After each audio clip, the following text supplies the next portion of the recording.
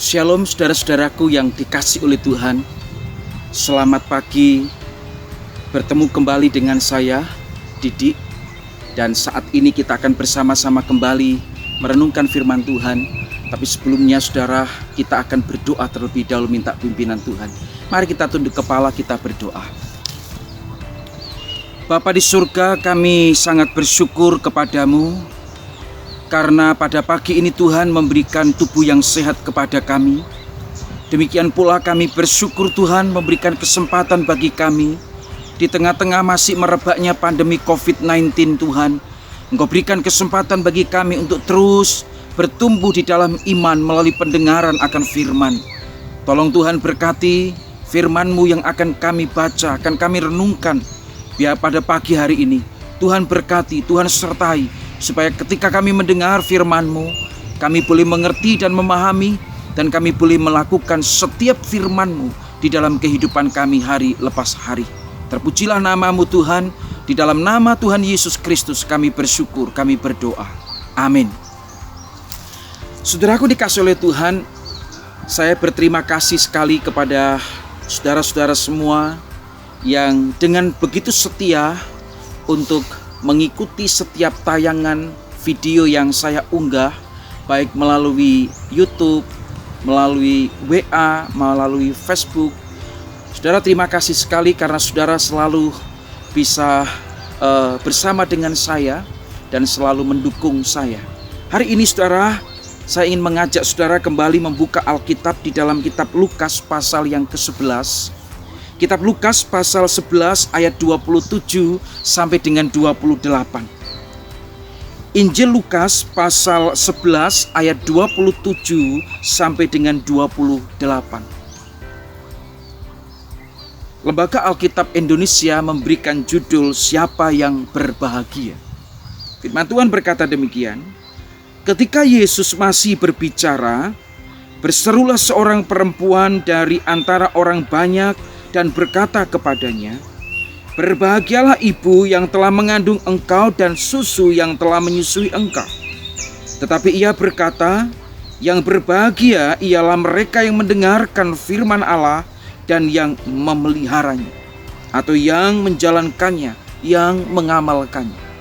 Sedemikian jauh pembacaan firman Tuhan pada pagi ini. Diberkatilah setiap kita yang membaca, merenungkan, dan melakukan firman Tuhan di dalam kehidupan sehari-hari. Saudara, tema kita hari ini adalah kebahagiaan yang sejati. Saudaraku dikasih oleh Tuhan, kebahagiaan menurut orang banyak saudara, atau menurut pendapat umum, manusia baru bisa dikatakan berbahagia kalau apa yang diingininya tercapai. Apa yang diingininya, dikehendakinya itu terwujud. Semua keperluannya bisa tercukupi. Anak-anak sukses, punya tabungan yang banyak, punya deposito yang banyak, hasil panen melimpah dan lain sebagainya. Saudara, itu tidak salah karena itu juga kebahagiaan kita. Tetapi ternyata saudara, semua itu adalah kebahagiaan yang saya katakan sementara. Bersifat sementara yang hanya bisa kita nikmati ketika kita ada di dalam dunia ini. Ketika kita masih hidup bisa menikmatinya. Tetapi saudara, sungguh sangat aneh sekali. Karena pada kenyataannya banyak manusia yang mati-matian bekerja, mati-matian membanting tulang hanya untuk mengusahakan kebahagiaan yang sementara itu. Di lain pihak, mereka melupakan ada satu kebahagiaan yang sejati yang harusnya mereka itu usahakan. Saudaraku yang dikasih oleh Tuhan, ada kebahagiaan yang sejati yang Yesus tawarkan, yang Yesus sampaikan kepada manusia hari ini. Kebahagiaan yang tidak bisa luntur ketika kita di dunia ini. Kebahagiaan yang tidak saja kita nikmati ketika kita di dunia ini, tetapi kita juga bisa menikmatinya sesudah kita tidak ada di dunia ini. Saudara dikasih oleh Tuhan, pertanyaannya adalah seperti apakah kebahagiaan sejati itu dan bagaimanakah saya dan saudara bisa menikmatinya? Saudaraku dikasih oleh Tuhan, yang pertama, bagaimana kebahagiaan itu bisa kita nikmati? Yang pertama adalah datang kepada Yesus dan percayalah kepada Yesus. Datanglah kepada Yesus dan percayalah kepada Dia. Saudara yang dikasih oleh Tuhan, di dalam bagian ini ayat yang ke-27, kalau saudara perhatikan, Alkitab mencatat ketika Yesus masih berbicara, tiba-tiba ada seorang perempuan dari antara orang banyak yang datang pada saat itu berkata kepada Yesus, "Berbahagialah ibu yang telah mengandung engkau dan susu yang telah menyusui engkau." Saudara, coba mari kita berimajinasi seolah-olah kita adalah perempuan yang berkata ini. Mari kita membayangkan bahwa kita adalah perempuan yang berkata seperti ini. "Berbahagialah ibu yang telah mengandung engkau dan susu yang telah menyusui engkau." Saudara, kira-kira apa yang mendorong perempuan ini untuk berkata demikian? Saudara, ada beberapa fakta yang perlu untuk kita perhatikan di bagian ini. Bahwa di mana Yesus berada, di mana Yesus mengajar, di situ pula hadir banyak orang yang mau mendengar, yang mau memperhatikan, yang mau mendengar pengajaran dari Yesus. Bukan hanya para pria yang mau mendengar, tetapi rupanya juga banyak wanita-wanita, banyak perempuan-perempuan yang datang dari berbagai daerah untuk mendengar Tuhan Yesus mengajar. Dan saudara sekalian, banyak orang yang heran, banyak orang yang kagum setelah dia mendengar akan pengajaran Yesus. Tetapi ada juga yang mencela, ada yang tidak setuju, tidak suka dengan pengajaran Yesus. Saya pikir itu hal yang wajar, saudara. Dan saya berpikir bahwa salah satu orang yang hadir pada saat itu, yang mengagumi akan Yesus, yang tertarik akan Yesus, adalah perempuan yang berbicara, "Berbahagialah ibu yang telah mengandung engkau dan susu yang telah menyusui engkau." Perempuan ini mengungkapkan perasaannya, ya. Perempuan ini mengungkapkan isi hatinya sebagai seorang ibu. Sifat keibuannya muncul. Mungkin dengan sorot tatapan mata seorang ibu. Ya, dia berkata dengan jujur, dengan bahasa saya sendiri, betapa bahagianya, bangganya seorang ibu yang telah melahirkan engkau. Susu yang telah menyusui engkau, betapa bahagianya itu. Kalau seandainya aku pun akan berbahagia, sangat berbahagia. Saudara, perempuan ini mengungkapkan perasaannya, rasa keibuannya. Satu hal yang sangat wajar sekali ketika seorang ibu, seorang wanita melihat seorang pria yang gagah, seorang pria yang begitu luar biasa mengajar. Saudaraku yang dikasih oleh Tuhan, kebahagiaan seorang ibu adalah ketika melihat buah hatinya, anaknya bertumbuh menjadi dewasa dan mengajar dengan luar biasa. Saudaraku yang dikasih oleh Tuhan, namun Yesus tidak ingin perempuan ini hanya bangga pada diri Yesus hal-hal yang lahiriah seperti itu. Yesus ingin membawa perempuan ini untuk masuk pada kebahagiaan yang bukan kebahagiaan sementara, tapi kebahagiaan yang sejati, kebahagiaan rohani yang Tuhan kehendaki. Karena itu saudara sekalian dikasih oleh Tuhan, bagaimana caranya untuk kita mendapatkan kebahagiaan itu? Bukan hanya percaya kepada Yesus, datang kepada Yesus, mendengar tentang Yesus. Tetapi yang kedua, bagaimana cara kita mendapatkan kebahagiaan sejati itu? Adalah dengan apa? Mendengar dan melakukan firman Tuhan. Oh saudara yang dikasih oleh Tuhan, ayat yang ke-28, Yesus berkata, Yesus menjawab apa yang diungkapkan oleh perempuan ini. Dia berkata begini, "Yang berbahagia ialah mereka yang mendengarkan firman Allah dan yang meliharanya, yang melakukannya, yang mengamalkannya." Saudara perhatikan di dalam ayat ini ada dua kata kerja, yaitu mendengarkan dan memeliharanya. Mendengarkan dan memeliharanya.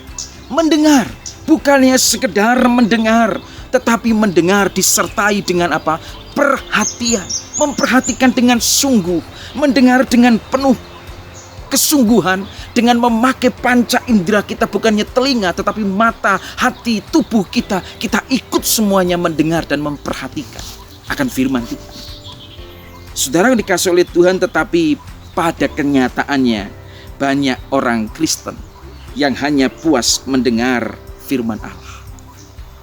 Hanya puas cukup mendengar khotbah, tetapi tanpa memelihara dan melakukan. Hanya mendengar saja. Bahkan kadangkala mendengar pun tidak sepenuh hati. Maka tidak heran saudara, banyak orang Kristen yang sudah puluhan tahun percaya Yesus, sudah ratusan kali, ribuan kali mendengarkan khotbah firman Tuhan, tetapi imannya tidak bertumbuh. Imannya rapuh. Mudah sekali untuk apa? Untuk goyah. Mudah sekali untuk kecewa dan meninggalkan Tuhan. Saudaraku dikasih oleh Tuhan, ada orang Kristen yang kadang-kala saya kasihan. Karena apa? Karena dia berkata bahwa ketika mendengar firman Tuhan, dia tertidur. Rasanya enak sekali, tenang mendengar firman Tuhan dan kemudian tertidur. Nyenyak sekali di gereja. Bahkan ada pula yang pernah seseorang berkata kepada saya, Pak Didi, saya tidak bisa tidur kalau di rumah. Saya susah tidur kalau di rumah. Tapi waktu di gereja, ketika pendeta naik mimbar, menyampaikan khotbah, disitulah Pak Didi, saya betul-betul nyaman, tenang, dan saya tidak bisa tidur di sana. Dan saya heran lagi, ketika pengkhotbah itu sampai pada doa firman Tuhan, dia pun tahu, saudara, kapan aminnya, kapan selesai khotbahnya itu. Saudaraku dikasih oleh Tuhan, saya rasa itu nggak tepat dan itu nggak benar. Firman Tuhan bukan pengobat tidur. Ketika kita ke gereja mendengarkan khotbah, bukan kesempatan untuk kita tidur karena di rumah nggak bisa tidur.